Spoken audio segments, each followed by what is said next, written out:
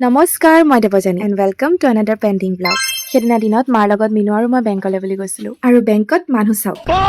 সেইকেইদিন আকৌ বেংকবোৰত অৰুণোদয় বঁটাজাক বলি আছিল যে মায়ো সেইটো কামতে গৈছিলে বাৰু। তাৰ পাছত বেংকৰ কাম কৰি মেলি ঘৰলৈ উভতোতে ৰাস্তাত মিনুৱে মোক দৈ খুৱালে দেই। অ'কে, এয়া আকৌ তাৰ পাছদিনা। আপোনালোকক মানে মই ইম্পৰ্টেণ্ট কথা এটা কোৱা নাই আৰু ক'বলৈ সুবিধাও পোৱা নাই, যিহেতু মই এইকেইদিন বহুদিনীয়া পেইণ্টিং ব্লগবোৰ দি আছো। অ'কে, কথাটো হ'ল যে আমি নটৰাজ প্ৰভুক সাক্ষী কৰি যোৱা 9 মাৰ্চৰ পৰা জয়মতীৰ আখৰা কৰি আছো আৰু যোৱা 9 মাৰ্চৰ পৰাই বতৰে আমাক একেবাৰে লগ দিয়া নাছিলে, কিন্তু কেইদিনমানৰ আগৰ পৰা দিছে বাৰু। সেয়ে আমি আখৰাবোৰ কেতিয়াবা দিনত আৰু কেতিয়াবা ৰাতি কৰো। এতিয়া বাৰু প্ৰায় আমি গধূলি 6 বজাৰ পৰা আখৰা কৰি আছো আৰু নাটখন মঞ্চস্থ হ'ব অহা 28 মাৰ্চ তাৰিখে সোণাৰী ৰাজহুৱা প্ৰেক্ষাগৃহত। বাৰু সকলোকে অহা 28 মাৰ্চৰ সন্ধিয়া সোণাৰী প্ৰেক্ষাগৃহত নাট চাবলৈ অহা দেখা পাব লাগিব দেই। বাৰু এয়া নাটকৰ পৰা উভতি আহোঁতে বৰষুণ এৰিছিলে দেই। ৰাস্তাত খাই আহিছো চাট। আমাৰ এই আকৌ থাকি আহে। তাৰ পিছত ঘৰত সোমাই চিধাই বাহঁত আহিছে বুলি খবৰ পাই জেঠাইহঁতৰ ঘৰ পালো। ইমান দিনৰ মূৰত পোৱালিক দেখা পাইছো আৰু তাৰ কথাবোৰ শুনিব দেই। পাপাৰ নামটো কি আছিলে? পাপাৰ নাম?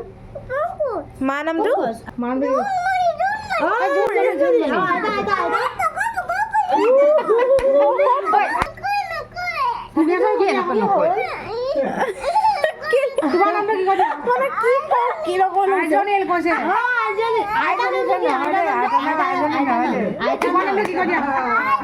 আইতাৰ নাম কি?